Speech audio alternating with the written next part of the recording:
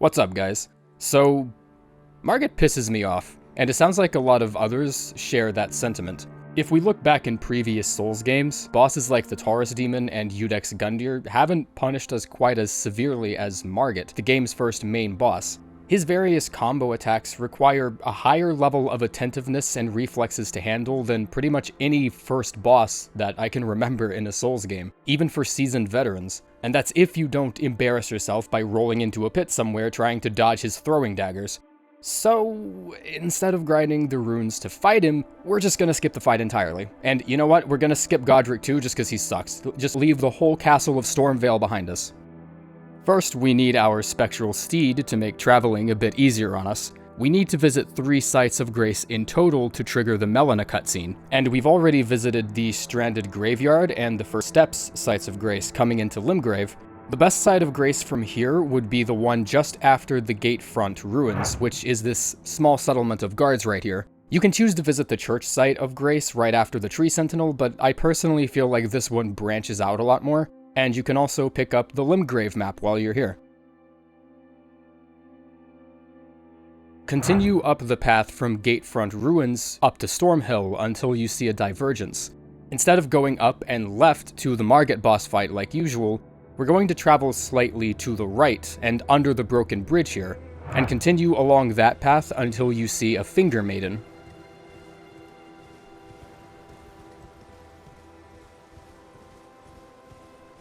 Follow this bridge and jump left off the edge of the bridge and poke around this area a bit until you find a decently hidden gap in the rocks. Take this path and follow it around the perimeter of Stormveil Castle. By now, it's worth noting that this isn't really a kind of major sequence break or anything, as FromSoft intended for players to find this hidden passage and take advantage of it.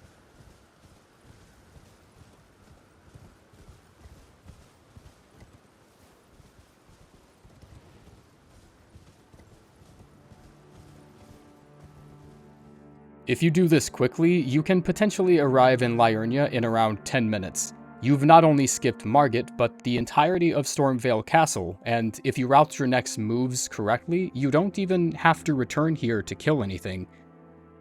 From here, you have a couple of options. The royal capital of Leyndell requires 2 great runes to open, but the game isn't really picky about who you get them from. You can get pretty creative routing out which demigods you challenge to obtain these runes. Most people would immediately head towards Rhea Lucaria and kill Rennala, one of Elden Ring's demigods, for 1 great rune, head up the side of the ruin-strewn precipice to kill the Magma Worm, and maybe take themselves into Volcano Manor to claim Rykard's great rune as their second.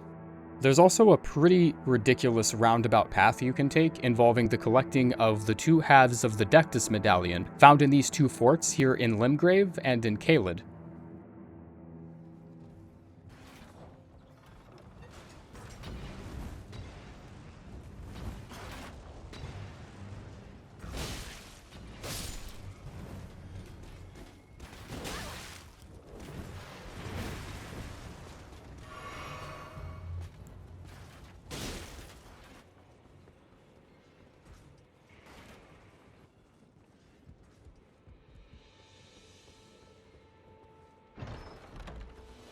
The right half of the medallion is located in Fort Ferroth, which seems pretty far out of the way, but it's actually closer than you'd expect.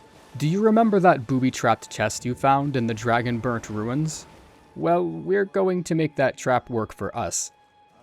Find the ruins and spring the trap, which is going to teleport you to the Celia Crystal Tunnel.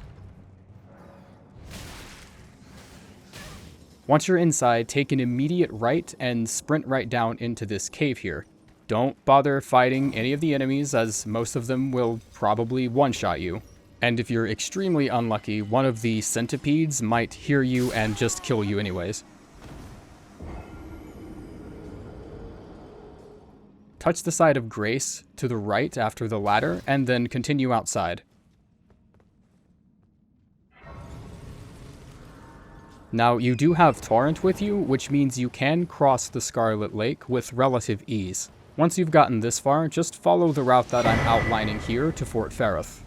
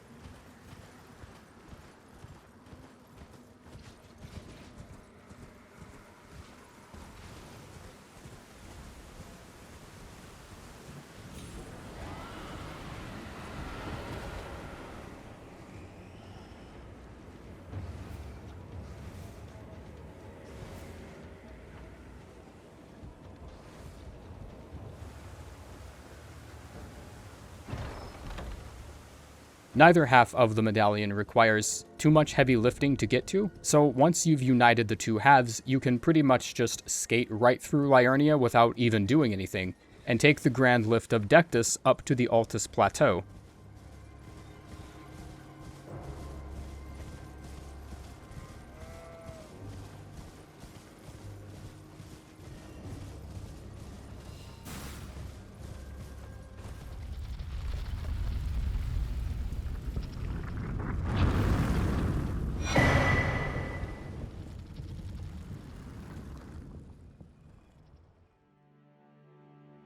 Doing this not only skips an incredibly large portion of the game's content, but reaching this area also triggers the Radahn Festival in Redmane Castle, located at the very southeastern tip of the Caelid region.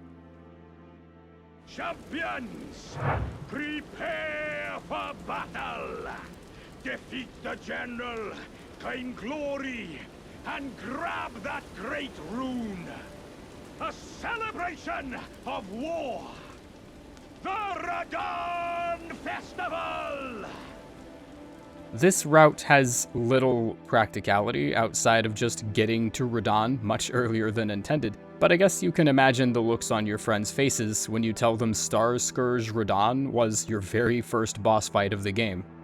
This does, however, open a potential conversation for how many bosses you're required to kill to actually beat Elden Ring.